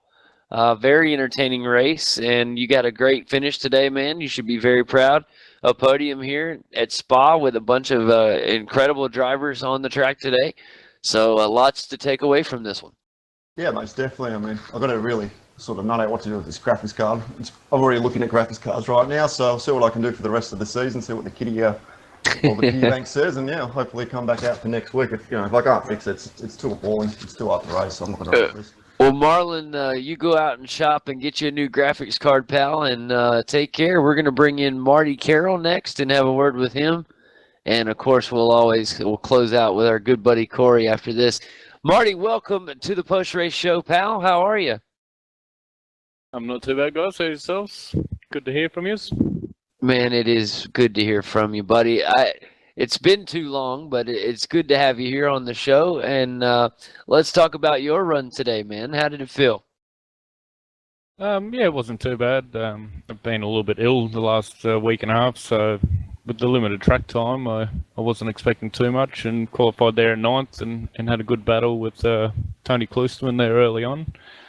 And then after that, it was pretty clinical. I had a big gap in front and a big gap behind. Obviously, after Corey and Richard had an incident and Corey had dropped back, when he got back to me, I sort of kind of let him go and tried to tag on the back of him to try and get him to pull me back up to the pack up front, because it looked like a hell of a lot of fun up there. And but unfortunately, I just didn't have the energy to push the car as hard as I would have liked. Yeah, I mean, it's tough, especially around Spa. It's such a fast track, and it relies a lot on drafting here, so you got to try to get behind a driver, and you get out by yourself. It makes it difficult. But I thought you had a good run, man. It was impressive, and it's a lot to take forward moving forward.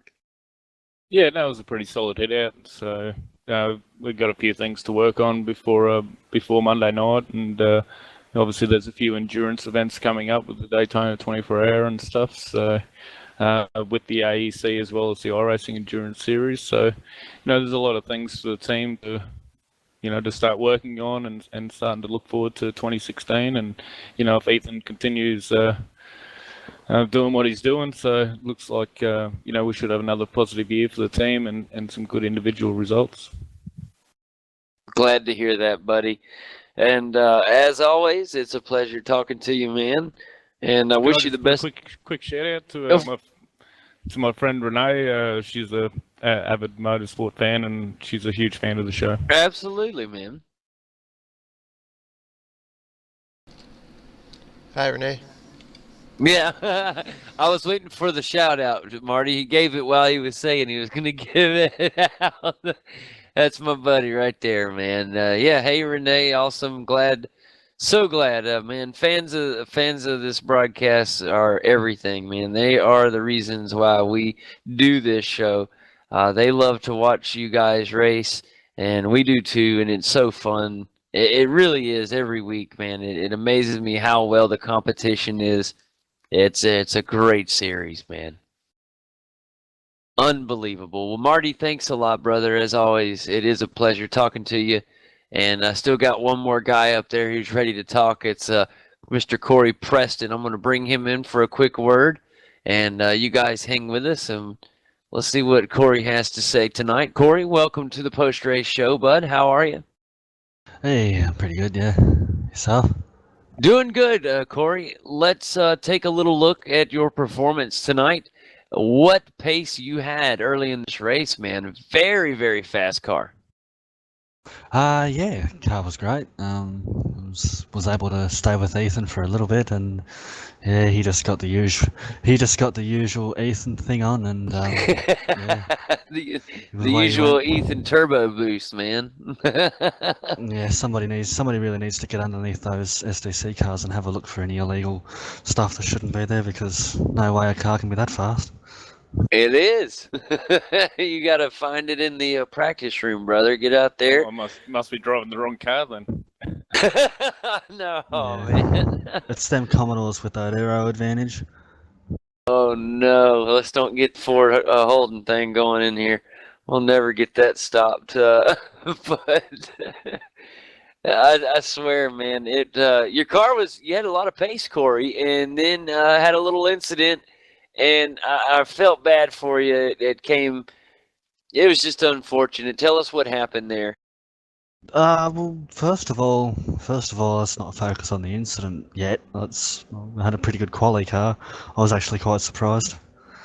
And yeah, I'd managed to put it on the front row. I mean, I've been struggling a lot lately with this new quali. I just haven't been able to make the car work first lap out, and most tracks you've only been getting one lap, so it's good to finally be able to get some performance in the car for qual. And then yeah, I was doing good holding with Ethan, and then yeah, that incident, that was a weird one. I mean, I was quite fuming at the time for quotation marks being just ran straight off the road, but I went back and had a look at it. I thought I gave enough room. There was a car width there, and I did see the front of Richard's car jump up in the air, but that was like as he was away from my rear bar, so I don't know what happened. It's probably just another one of these racing deals that's been happening lately with these US servers. It's, yeah, you get one person who doesn't want to be on the sim thinks that they don't want to be on one particular type of server, and it just causes lag for people who shouldn't need it, who don't need it. Yeah, yeah. I don't understand that one. Yeah. We're not on iRacing Live, so I guess I can say that without getting in too much trouble. But yeah, that one's a weird one to me. I mean, here in the Americas series, I can fully understand. We do have several American drivers. I can understand kind of being on an American server. Man, on you guys' Monday night race where you guys got 20 Australians and 1 European or something to end up on an American server, I just think that's just odd. I mean, the theory behind it, is sound, but in practice it just doesn't work. Like, in practical terms, it's just a failure. Well, I can see their logic and reasoning behind it, but when you got 20, 23, 24 Australian guys, and then usually you one Mario Vlasic that shows up every week, yeah, just creates carnage. Good on Mario for showing up, but great work every week, mate. You do a good job. Yeah, he does good every week, I thought he was being a bit unfairly picked on, you know. But yeah, he does his best, sharp every week. And, you know, yeah, it was just a bit unfair what was being said about him, but you know, he's made an effort to clean up. But yeah, race was good. I managed to recover. You did, and it's always a lot of fun, Corey, to watch you come up from the back, because especially, and I don't mean this rude, but you know, when you get frustrated like that and you come up from the have to come back through a few cars like you did tonight, it's a lot of fun to watch. I know you don't like it, but from a viewer standpoint, it's a lot of fun to watch, because you know, you get the car sideways and you can tell that you're really driving hard to get through the field, and you make a lot of really cool moves and passes, and it really is fantastic to watch. Yeah, it's good when they work. Like I managed to catch up to old fella Marty, and he just let me by because you know, I think he had dementia and he couldn't remember where the track goes, so he needed somebody in front of him to show him where to go. But yeah, I caught Marty and then worked up to Matthew and managed to pass him on the last lap. But it is fun and challenging trying to come back through the field, but you really gotta be easy on the car whilst driving it fast, and something that I'm not usually good at, so you tend to get those sideways moments. Poor Marty. See, I was thinking that he knew that you had been in an incident there, and that you was coming up frustrated, and so he just was like, I gotta get out of the way here. Oh, he saw it happen, but he probably forgot by the time I got back up to him, you know? Oh, these old fellas. Oh, poor Marty. I feel horrible because I'm pretty sure Marty and I are the same age. So, yeah, this is bad. I think Marty might be a little younger. Marty's only, what, 30-something? How old do you think Kane is? 40-something? No. Yeah. Close. I got a few more years, but yeah, I'm 37. Maybe Marty and I at the same age. Yeah, same age. Oh, well, maybe it just sets in younger in some people, I don't know. Well, how old do you think I am then, Corey? We've had this discussion before. You're like 28, 27? Good deal, man. No, I just turned 30. Damn it. Richard's 16, just turned so. Look, I'm definitely not. I think you're thinking of Josh Rogers. Way to put that in there, Richard. Make sure that they don't believe that. I wish I was 16. Yeah, you know, at times, me too. Speaking of Josh Rogers, good on you guys, Richard. TTL, seen you guys picked up several smoking hot drivers in the off season. Yeah, definitely. Well, we've been wanting to expand for a bit, and yeah, I mean, last season for most of Scops it was just me and John Latham, so it was a bit empty, bit lonely actually. So yeah, we wanted to sign a few guys up, and yeah, we're really happy with our signings. We got Josh Rogers, who's yeah, really getting quick, a little bit too quick now. It's becoming a bit of an effort to beat him. So yeah, we got him. We got Sam Sutton, Joe Burkett, Jake Maloney too. So yeah, it's really good times at TTL. This is the biggest that I ever remember TTL being. Yeah, definitely. I don't think we've ever signed 4 drivers during an off season before. So yeah, it's definitely good to have yeah, quite a few decent drivers, good guys too on the team now, and yeah, hopefully we all show up to a few more races very soon. It's good to see it across the board too, with ANZ and stuff picking up a few drivers, and you know, old and young, you know, with Richard Allwood and Kane and stuff, and it's just good to see those young guys getting a chance to get, you know, to start working with the more established teams and get that experience and knowledge, you know, and then, you know, it's just making it harder for us old guys, you know, out on track. But it is good to see. They are getting far too fast, but you know, it is you know, it's good for the community as a whole, you know. Yeah, I hadn't it's heard like that one. it's Richard Aylward went to ANZ? Yep. yeah, like it's good seeing these teams pick up all these new drivers and that. But you know, I wish that bigger teams would stop stealing the drivers I'm after, because you know.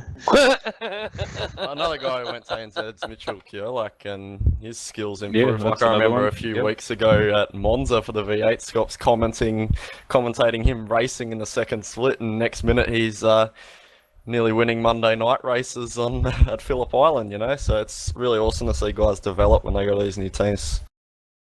Yeah, It's that's like, exactly right. You know, they're getting to access, you know, all the experience and knowledge, you know, and because I know a lot of the established teams were reserved on signing drivers there for a little while to allow other teams to create. And, you know, so now, you know, we've got that good half dozen teams, you know, within the Oz New Zealand community with the V8. So, you know, it's good to see that now they're picking up the other people, and, you know, those guys are only going to go from strength to strength to strength. You know, yeah, and which when then you brings the whole quality of the series up. Yeah, it does, Marty, and it's like from a smaller team point of view, like you know, JMSR Racing, we're only a two-car operation at the moment, but it's still it's still very interesting from being a smaller team point of view. Like you got these big teams like TTR and TTL and ANZ and that, and then you got us smaller dudes, smaller teams, and then but somehow the smaller teams just through you know 10%, 20% more effort can still able to hang it with the big boys. So it's I guess Oh, I it's suppose you definitely. just do It's the all about, you know, reward for effort, you know, and I know you and Nishi, you know, put a lot of time and effort into it, and so I know it frustrates you when you don't get the results on the track that you're working hard towards, you know, but, you know, I know Richard and those guys and Madison and that and Jared, like they've got the experience, they've put the hard work in, and they can come and turn up, and you know, like Richard's rusty, you know, and he's a bit off the pace, you know, but you know, come Premier Series again, you know, when they all start working towards, like it's just going to bring the whole series is just going to lift to a whole nother level, you know, and that's where, you know, 1 week you'll be battling for a top 5, and the next week you could be battling for 15th, you know, and that's just going to be the ebbs and flow of the series, you know, with you know, those guys that we mentioned earlier coming through. You know, it's awesome to see. You know, I love the competition and racing different names all the time, and because as the other guys would, you know you end up racing the same guys week in, week out. You know, it can get a bit monotonous. You know, so it's good to have some different people around you. Yeah, like us at JMSR Racing, we've seen the effects of the different tracks and what our car does at different tracks already this season. Like, Road America, we struggled, yet here we're pretty much on the pace. So it's just as you said, Marty, you know, different tracks suit different people, and different cars work at different tracks differently. So it will ebb and flow, as you say, Marty, and we just got to account for that, and you know, just expect that some tracks will only be fighting for, you know, a top 15, or other tracks will be fighting for, you know, top 10, top 5. So it's just the way it goes, really. I gotta say, with the addition of with these teams adding extra drivers and stuff, that we've seen improvement from some of these drivers already so soon after joining. The V8 Scops is looking like it's going to shape up to be an amazing season this year. With man, it's just going to be amazing with all these new drivers joining these other teams, and yeah, gosh, to think of the competition now, where those guys were, some of those guys were racing for 18th to 10th in the points, and now they'll be racing with some of those guys that would normally be top 10, and that's going to put a lot more drivers into that category. We're going to see a lot more drivers being close to each other than what we had last season, pace-wise. Where now, you know, you'd have a second between 1st and 10th, and now it's going to be a 10th between, you know, 6th and 26th. Right, you know, it's going to be amazing. You crazy on the grid. Like, you make one mistake in qualifying and you're losing 8 spots, you know. And that's the the thrill of the battle of competing. That's what I like about it. And having the 40 or 50 cars on the track with Scops, and plus the official series, plus the America series, because those guys are still fresh and keen, and it gives those teams representatives in those series, to go out there and compete, and that want to do the week in, week out, grind that a lot of us older guys are starting to get weary of. And I know myself, I'll probably be taking a back step to a lot of the official stuff this year, and concentrating on more of the private leagues. So, but so it's good to see those guys coming in and competing, and like you say, as soon as they come across to these teams, they're instantly taking a step up, because they automatically tap in to the resources that only experience brings, and that's the beauty about it. Now, I did say earlier in the broadcast that it was less than 2 months till the start of V8Supercars. There will be a test round February 14th at Phillip Island, and then round 1 starts the 28th of February, and it's going to be at Circuit Gilles Villeneuve. Yeah, looking forward to that, and the Premier Series just keeps growing. I mean, this season there looks to be some, it feels growing even more, because I think Tony Kloosterman has signed up for. He's put an expression of interest in, so it's starting to attract internationals as well. It's like Tony is obviously willing to get up at God knows whatever ungodly hour he needs to get up at just to do the races. That's commitment right there. Yeah, about 4 in the morning for Tony. So that's of course we've seen Chad Chastain do that at the beginning of last season, and a couple other drivers that did it. And yeah, it's definitely challenging. PJ that does it now, so yeah. Yeah, PJ. And it's amazing to watch those guys not only wake up that early, but then do as good a job as they do. PJ did a fantastic job in the series last year.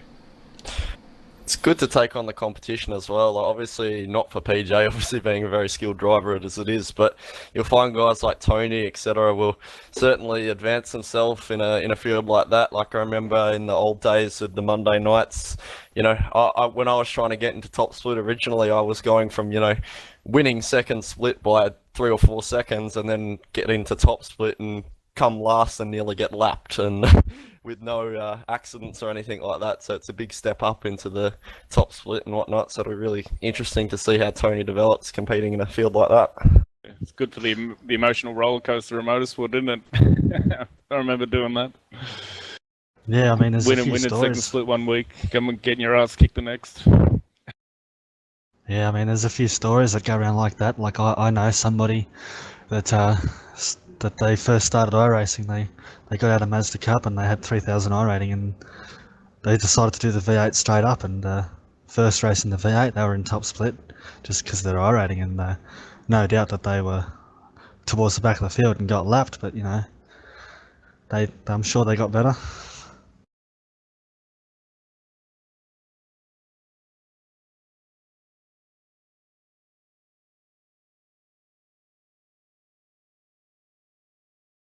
And that's a wrap.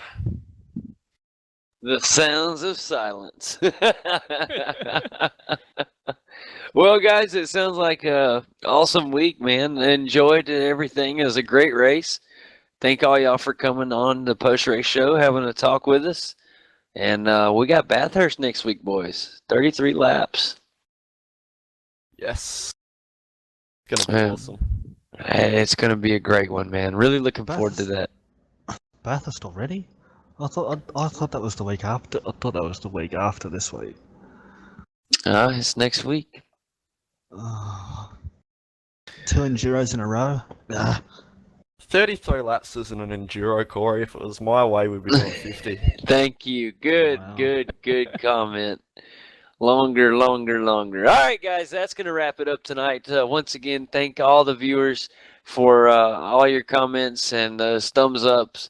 And we appreciate everything, guys. You are amazing. And we'll be back next week, same time, same place, as we get ready for Bathurst. Y'all have a great week. We'll see you next time.